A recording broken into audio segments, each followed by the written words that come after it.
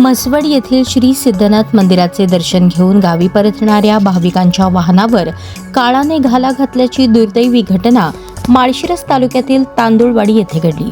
पंढरपूर तालुक्यातील रांजणी येथील भाविकांना घेऊन जाणारी पिकअप गाडी रस्त्यालगतच्या विहिरीत कोसळल्याने झालेल्या भीषण अपघातात 8 जणांचा मृत्यू झाला असून 6 जणांना जिवंत बाहेर काढण्यात आल्याची प्राथमिक माहिती समोर आली आहे.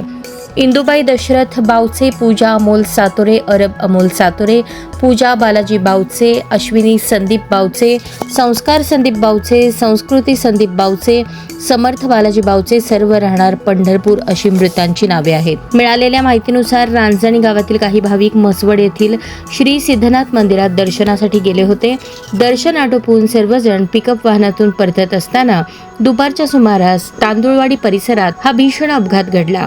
चालकाचे वाहनावरील नियंत्रण सुटल्याने भरधाव पिकअप रस्त्याच्या कडेला असलेल्या खोल विहिरीत जाऊन पडली.